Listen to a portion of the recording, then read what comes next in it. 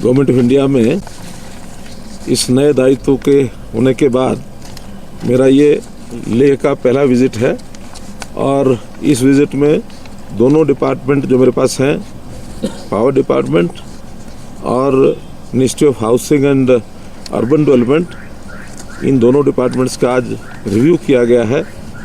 UT जो हमारा लद्दाख है, जिसमें लेह और कारगिल दोनों ये बड़े शहर आते हैं और पूरा ये जो यूनियन टेरिटरी का हिस्सा है। जहाँ तक अर्बन एरियाज़ की बात है, उसमें कुछ जो हमारी स्कीम्स चल रही हैं उसका रिव्यू हुआ है। विशेष तौर पर अमृत 2 ये जो शुरू किया गया है, लेह और कारगिल के ये वाटर सप्लाई और एसटीपी के जो प्रोजेक्ट्स हैं उनको जल्दी से फाइनल कर उनको स्टार्ट किया जाए, क्योंकि जितना जल्दी शुरू होंगे उतना शहर के लोगों को इसका लाभ मिलेगा। कारगिल का वेस्ट प्रोसेसिंग प्लांट उसको भी जल्द कंप्लीट कर चालू करें और लद्दाख में 100% जो वेस्ट उसकी प्रोसेसिंग इसके करने की प्लानिंग जो है वो आज बताई गई है। जो लेगेसी वेस्ट है उसका भी रीमेडिएशन जल्दी से जल्दी हो, इसके बारे में भी योजना सब बनाई गई है। सफाई मित्र जो होते हैं यहाँ, उनकी सुरक्षा के लिए, उनके स्वास्थ्य के लिए इसमें भी रेगुलर उस पर काम किया जाए और उसकी रैंकिंग को हर वर्ष और उसका मूल्यांकन करें, ताकि ऐसे सफाई मित्र जो हमारे कर्मचारी, सफाई कर्मचारी हैं, उनके लिए सुविधाएं और उनके स्वास्थ्य की ये भी चिंता सब की जाए।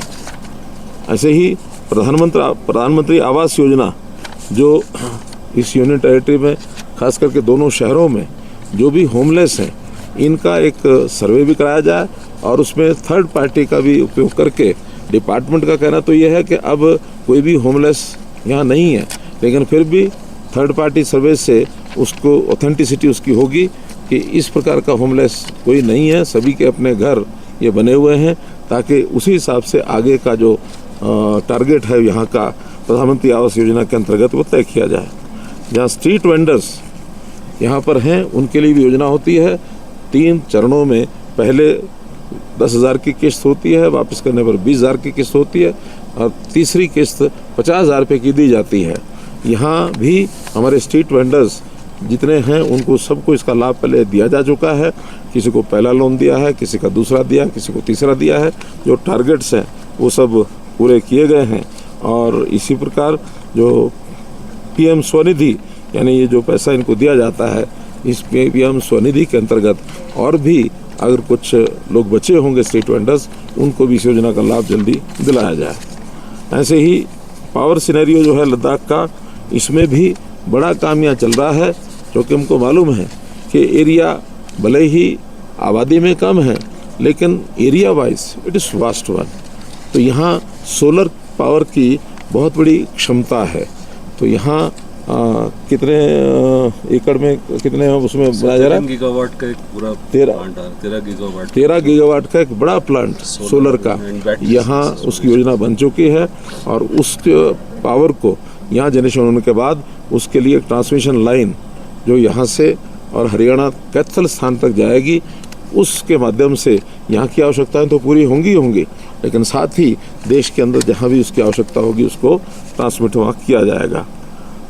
यहाँ पर कैपेसिटी जो है 107 मेगावाट की हमारे जो हाइड्रो प्लांट्स हैं उसकी है, लेकिन सर्दियों में पानी के कमी के कारण से वो कम होकर के लगभग 60 मेगावाट हो जाती है और यहाँ सर्दियों में ही पावर की डिमांड ज़्यादा होती है, तो उस समय पीक डिमांड 80 मेगावाट की हो जाती है। तो जो कमी रह जाती है 20-21 मेगावाट की, उसको हम गवर्नमेंट ऑफ इंडिया का जो हमारा पावर का कोटा है उसमें हम पूरा करते हैं। इसलिए यहाँ किसी भी समय पावर सप्लाई में कोई कमी नहीं आने दी जाएगी, इसका अरेंजमेंट भी हमने सब किया है। इसी प्रकार यहाँ लद्दाख में पावर डिपार्टमेंट का जो मैन पावर का भी कई बार यहाँ कमी होती है, वो क्राइसिस है। उस मैन पावर को पूरा करने के लिए, क्योंकि अभी तक यहाँ का डिपार्टमेंट जम्मू कश्मीर स्टेट के साथ जुड़ करके चलता था, अब क्योंकि जम्मू कश्मीर जो स्टेट है वो अलग हो गई है और हमारा ये जो यूटी है लद्दाख, इसके लिए मैन पावर का जो यहाँ अब लोग आए हैं उसमें कुछ कमी है, उसको भी और जल्दी पूरा किया जाएगा।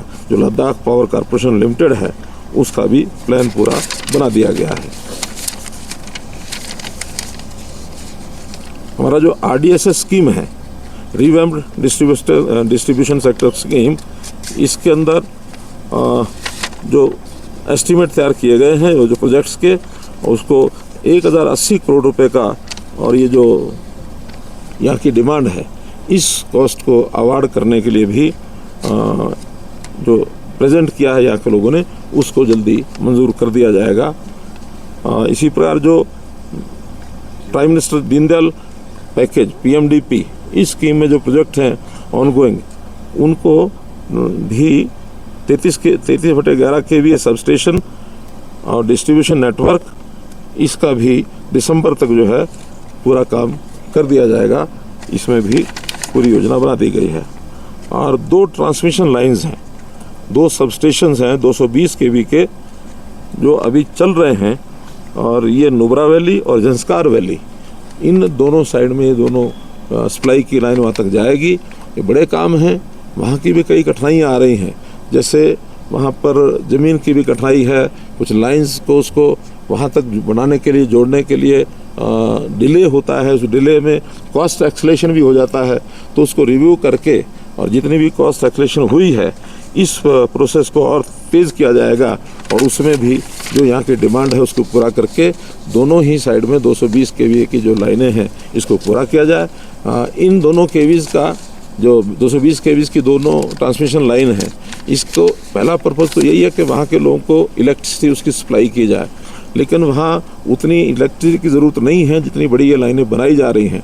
इसका अगला उपयोग जो है फ्यूचर में, वहाँ पर सोलर की बड़े यानी पोटेंशियल है। सोलर का प्लांट लगाने के बाद वहाँ से इवैक्यूएशन का काम भी इन्हीं लाइनों के माध्यम से हो पाएगा। तब इन लाइनों की वायबिलिटी भी कॉस्ट के हिसाब से वो ठीक बन जाएगी। ऐसा भी एक विचार ये प्रकट किया गया है।